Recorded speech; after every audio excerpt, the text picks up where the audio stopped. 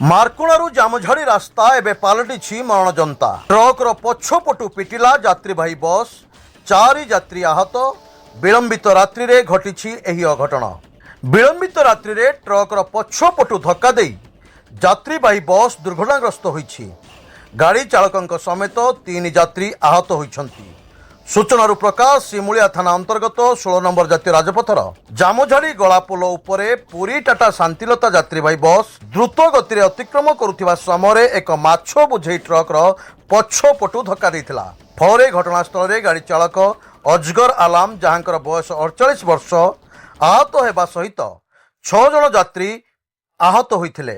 ସେଥିମଧ୍ୟରୁ 4 ଜଣ ଗୁରୁତରଙ୍କୁ ସ୍ଥାନୀୟ ସମାଜସେବୀ ସୁରେଶ ଚନ୍ଦ୍ର ସାହୁ ଓ ଟିକୁ ବାରିକ ଉଦ୍ଧାର କରି ଆମ୍ବୁଲାନ୍ସ ଯୋଗେ ସିମୁଳିଆ ସ୍ୱାସ୍ଥ୍ୟ କେନ୍ଦ୍ରରେ ଚିକିତ୍ସା ନିମନ୍ତେ ଭର୍ତ୍ତି କରିଥିଲେ। ଖବର ପାଇ ପୋଲିସ ଘଟଣାସ୍ଥଳରେ ପହଞ୍ଚି ଘଟଣାର ତଦନ୍ତ କରୁଥିବାର ଜଣାପଡ଼ିଛି। ତେବେ ଏହି ବସ୍ରେ 42 ଜଣ ଯାତ୍ରୀଙ୍କୁ ନେଇ ପୁରୀରୁ ଟାଟା ଅଭିମୁଖେ ଯାଉଥିବାର ଜଣାପଡ଼ିଛି। ବାଲେଶ୍ୱରରୁ ବନମାଳୀ ମହାକୁଡ଼ଙ୍କ ରିପୋର୍ଟ, ସ୍ୱତନ୍ତ୍ର ଓଡ଼ିଶା ଲାଇଭ୍।